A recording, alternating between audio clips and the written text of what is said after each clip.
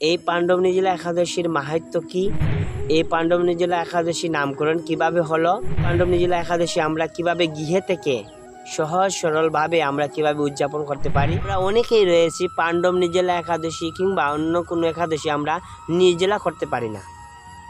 আমাদের কি গতি? হরে কৃষ্ণ। শুধু গৌর ভক্তবৃন্দ, আজকে আমাদের আলোচ্য বিষয় হচ্ছে একাদশী এবং অত্যন্ত মহিমান্বিত এবং তাৎপর্যপূর্ণ একাদশী পাণ্ডব নির্জলা একাদশী। আমরা সেই পাণ্ডব নির্জলা একাদশী পালন করতে চলেছি। আশা করি আপনাদের সবার খুব ভালো লাগবে। আপনারা সম্পূর্ণ ভিডিওটি দেখুন। হরে কৃষ্ণ। তো যুধিষ্ঠির মহারাজ তিনি ভগবান শ্রীকৃষ্ণের কাছে বর্ণনা করেছেন যে হে ভগবান কৃষ্ণ, আমরা ইতিমধ্যে সফলা একাদশী অন্যান্য একাদশী সম্পর্কে আমি শ্রবণ করেছি। এখন সামনে যে জ্যৈষ্ঠ মাসের শুক্লপক্ষের যে সামনে আগত একাদশী, সেই একাদশী সম্পর্কে আমি জানতে চাই। কৃপাপূর্বক আপনি সেই একাদশীর মাহাত্ম্য কথা আপনি আমার কাছে তুলে ধরুন। তখন ভগবান শ্রীকৃষ্ণ বললেন যে আমি এই একাদশী সম্পর্কে কিছু বলছি না, কিন্তু এই মহান একাদশী সম্পর্কে কৃষ্ণদ্বৈপায়ন ব্যাসদেব তোমার কাছে খুব সুন্দরভাবে বর্ণনা করবেন। তখন ভগবান শ্রীকৃষ্ণের এত সুন্দর কথা শুনে যুধিষ্ঠির মহারাজ অত্যন্ত আনন্দিত হলেন। ব্যাসদেবকে তিনি যুধিষ্ঠির মহারাজ অত্যন্ত সুন্দর একটা কথা বলেছিলেন যে আমি অনেক কর্মকাণ্ড জ্ঞানকাণ্ড বিষয়ের কথা আমি জেনেছি, কীভাবে মানুষের বিষয়ে বাসনা পূর্ণ হবে, কিন্তু আমি অত তত্ত্বগতভাবে মহিমান্বিত কোনো কিছু জানি না। তা আপনি কৃপাপূর্বক আমাকে এই সমস্ত বিষয়ের কথা বলুন। তখন অর্থাৎ তিনি ভক্তি সম্পর্কিত কিছু বিষয়ের কথা তিনি বর্ণনা করছিলেন, জানার জন্য জিজ্ঞাসা করছিলেন যে আমাকে ভক্তির বিষয়ে কিছু বলুন। তো এই কথা শুনে অত্যন্ত আনন্দিত হয়েছিলেন ব্যাসদেব। তিনি বলেছিলেন যে দেখো, তুমি অনেক কিছু জেনেছ কীভাবে মানুষের জাগতিক লাভ হবে, কিন্তু ভক্তির বিষয়ে আপনি অনেক কিছু জানেন না। তো আমি আপনার কাছে ভক্তির বিষয়ে কিছু বর্ণনা করব। তখন ব্যাসদেব তিনি বলছিলেন যে আমাদেরকে কৃষ্ণ ভক্তি পরায়ণ হওয়া উচিত এবং কৃষ্ণ ভক্তি করা উচিত। আর এই কৃষ্ণ ভক্তির অন্যতম একটা মাধ্যম হচ্ছে একাদশী ব্রত।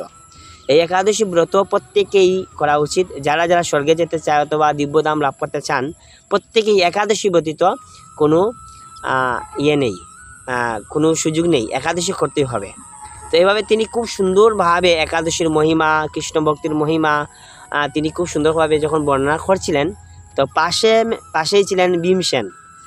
ভীম অর্থাৎ পঞ্চপাণ্ডবের অন্যতম আছেন ভীমসেন। তিনি কাঁপা শুরু করলেন যখন তিনি শুনেছিলেন যে একাদশী ব্যতীত কেউ স্বর্গে যেতে পারবে না বা কেউ বৈকুণ্ঠ লোক প্রাপ্ত হতে পারবে না।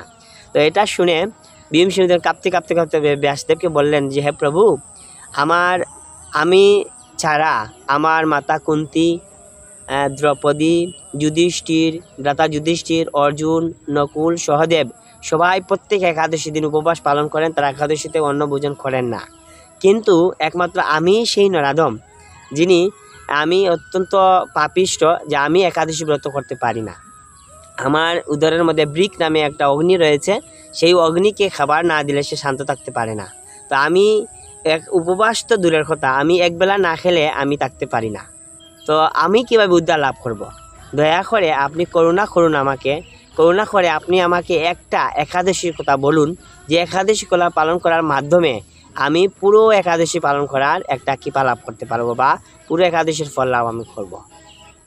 তখন ব্যাসদেব তিনি খুব সুন্দরভাবে ভীমসেনকে বললেন যে জ্যৈষ্ঠ মাসের শুক্লপক্ষের যে একাদশী, এই একাদশীটা অত্যন্ত মহিমান্বিত। তুমি যদি এই একাদশী ব্রত করো, এই একাদশীতে তুমি ভোজন না করো, তাহলে তুমি অন্ততপক্ষে 12টা একাদশীর ফল তুমি লাভ করতে পারবে। এবং এই একাদশীতে তুমি কোনো জল ভোজন করবে না এবং জল স্পর্শও করবে না। তবে আচমনের ক্ষেত্রে আচমন করার সময় জল ব্যবহার করতে পারবে, তাতে কোনো দোষ হবে না। তো এভাবে তিনি খুব সুন্দরভাবে এই একাদশী সম্পর্কে তিনি বললেন যে এই একাদশীটা এভাবে করা উচিত।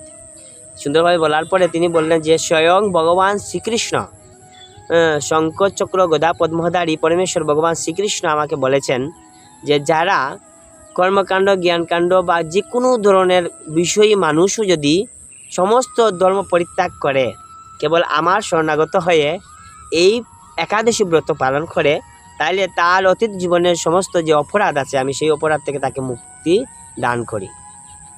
তো এই একাদশী অত্যন্ত মহিমান্বিত, এবং এই একাদশীর কথা শুনে ভীমসেন তিনি বললেন, ঠিক আছে আমি একটা একাদশী করব, এই একটা একাদশী করার মাধ্যমে যদি আমি পুরো একাদশীর ফল লাভ করতে পারি তাহলে আমি অবশ্যই সেটা করব। তখন অত্যন্ত সার্থকতার সহিত ভীমসেন তিনি এই একাদশী ব্রত করেছিলেন। এবং এই একাদশী ব্রত যেহেতু ভীমসেন করেছিলেন, সেই জন্য এই পরবর্তীতে এই একাদশী নামকরণ করা হয়েছে পাণ্ডব নির্জলা একাদশী বা ভীমসেন একাদশী নামে প্রসিদ্ধ। তো তারপর পরমেশ্বর ভগবান শ্রীকৃষ্ণ ব্যাসদেব বলেন, পরমেশ্বর ভগবান শ্রীকৃষ্ণ বলেছেন যারা এই একাদশী ব্রত পালন করবে তাদের যমদূতেরাও তাদেরকে মৃত্যুর সময় স্পর্শ করতে পারবে না, তাদেরকে সসম্মানে সশরীরে তাদেরকে গোলক বৃন্দাবন প্রাপ্ত করবেন, তাদেরকে গোলক বৃন্দাবনে বৈকুণ্ঠ ধামে নিয়ে যাবেন। এবং এই একাদশী পালন করার মাধ্যমে অনেক অনেক কৃপা লাভ করা যায়, ধন লাভ করা যায়, তারপরে শত অপরাধ থেকে মুক্তি লাভ করা যায়। এবং বছরের অন্যান্য একাদশী তিথি যদি আমাদের অজ্ঞানতাবশত ভুলবশত কোনো কারণে যদি আমরা একাদশী ব্রত করতে না পারি, তবে এই একাদশী ব্রত করার মাধ্যমে আমরা পুরো একাদশীর অন্যান্য একাদশীগুলা আমরা একাদশী পালনের যে ফল সেটা আমরা লাভ করতে পারবো। তো এইভাবে একাদশীর মহিমা বর্ণনা করা হয়েছে খুব সুন্দরভাবে। তো করার মাধ্যমে ভীমসেন তিনি একাদশী ব্রত করেছিলেন। সেই থেকে এখন পর্যন্ত এই পাণ্ডব নির্জলা একাদশী যারা আমরা সারা বছর করতে পারি না, এটা আমাদের জন্য একটা সুবর্ণ সুযোগ, আমরা সেটা অত্যন্ত সার্থকতার সহিত সেটা করতে পারি। আরেকটা বিষয় হচ্ছে যে এই একাদশীতে পাণ্ডব নির্জলা একাদশীতে যারা দান করবেন, যজ্ঞ করবেন, জপ করবেন, কীর্তন করবেন, সেটা অক্ষয় হিসাবে থেকে যাবে, সেটার কোনো ক্ষয় হবে না। অর্থাৎ এই একাদশীতে যারা আমরা ভক্তিমূলক যা কিছু করব সেটা অক্ষয় হিসাবে থাকবে, কোনোদিন ক্ষয় হবে না, এটা ভগবান আমাদেরকে প্রতিশ্রুতি দিয়েছেন। তো এই হচ্ছে একাদশী। এখন ব্যাপারটা হচ্ছে আমরা অনেকেই রয়েছি পাণ্ডব নির্জলা একাদশী কিংবা অন্য কোনো একাদশী আমরা নির্জলা করতে পারি না, আমাদের কী গতি হবে? তো শিল প্রভুপাদ বলছেন, আন্তর্জাতিক কৃষ্ণ ভাবনামৃত সংঘ ইস্কনের প্রতিষ্ঠাতা আচার্য জগৎগুরু শিল প্রভুপাদ বলছেন অন্তত পক্ষে আমাদেরকে 5 বছর একাদশী রাখার উপযুক্ত হওয়ার পরে নির্জলা রাখা উচিত। তো যদি আমরা দুর্বল হই, একাদশী নির্জলা করতে পারি না, প্রায় 24 ঘন্টারও অধিক সময়, তাহলে আমরা একাদশীতে যে অনুমোদন করা হয়েছে যে পঞ্চরবিশস্য ব্যতীত আমরা ফলমূল খেতে পারি, আমরা একাদশী যারা পারবো না সেটা আমরা তাদের জন্য আমাদের জন্য আমরা প্রসাদ অনুকল্প প্রসাদ পেয়ে আমরা সেই ব্রতটা করতে পারি। তবে আমাদের যতটুকু সম্ভব আমাদেরকে নির্জলা উপবাস করা উচিত। যদি না পারি একান্ত, তাহলে আমাদেরকে জল পান করা উচিত অথবা ফলমূল খেয়েও অন্ততপক্ষে একাদশী ব্রত করা উচিত। কখনো একাদশী ব্রত থেকে বিরত থাকা উচিত নয়, একাদশী ভাঙ্গা উচিত নয়। তো আসুন আমরা এই একাদশী ব্রত করি, এবং এই একাদশী ব্রত করার মাধ্যমে আমরা আমাদের অতীত জীবনের সমস্ত পাপ থেকে আমরা মুক্তি লাভ করব। আরেকটা সুখবর আছে যে যারা এই একাদশীর মাহাত্ম্য শ্রবণ করেন, পঠন করেন, যারা শ্রবণ করেন তারাও অপাকৃত কৃষ্ণ প্রেম লাভ করেন। হরি বল। একাদশী মাহাত্ম্য গ্রন্থে বলা হয়েছে যে যারা এই একাদশীর ব্রতের যে মহিমা আস্বাদন করেন ওনারাও কৃষ্ণ প্রেম লাভ করবেন। হরি বল। সুতরাং আপনারা যারা এখানে আজকের এই ভিডিওটুকু দেখেছেন এবং এই একাদশীর মাহাত্ম্য কথা শ্রবণ করেছেন, আপনাদেরও কৃপাবাড়ি, আপনারাও কৃষ্ণ প্রেম লাভ করবেন। আমাদের আন্তর্জাতিক কৃষ্ণ ভাবনামৃত সংঘ ইস্কন সিলেটের পক্ষ থেকে এই একাদশী নিয়ে একটা বিশেষ আয়োজন রয়েছে। আমাদের পরমারাধ্য গুরুদেব শ্রীমৎ জয়পতাকা স্বামী গুরু মহারাজ তিনি অসুস্থ রয়েছেন। তো ওনার দীর্ঘায়ু কামনায় আমাদের পূজ্যপাদ ভক্তদ্বৈত নবদ্বীপ স্বামী মহারাজের নেতৃত্বে সারা দিন এবং সারা রাত ব্যাপী নিশি জাগরণ হবে, সারা রাত ব্যাপী হরিনাম জপযজ্ঞ হবে, এবং এই জপযজ্ঞর পরে ভোরবেলা গুরু মহারাজের আরোগ্য লাভের কামনায় যজ্ঞ হবে। তারপরে শনিবার দ্বাদশী দিন পানিহাটি দধি চিরা উৎসব, হরিবল। অত্যন্ত আয়োজন রয়েছে আমাদের আন্তর্জাতিক কৃষ্ণ মন্দির সংঘ ইসকন সিলেটে। সবাইকে সেই সিলেটে অংশগ্রহণ করার জন্য আমি নিমন্ত্রণ জানাচ্ছি। আপনারা কৃপাপূর্বক আসুন এবং পরের দিন যারা একাদশী দিন যদি না আসতে পারেন, পরের দিন রয়েছে পানিহাটি দধি চিরা উৎসব। সেটা অনেক মহিমান্বিত। রঘুনাথ দাস গোস্বামীকে নিত্যানন্দ প্রভু দণ্ডদান করেছিলেন এই বৈষ্ণব সেবার মাধ্যমে। তো সেটা অনেক মাহাত্ম্য রয়েছে দধি চিরা উৎসব।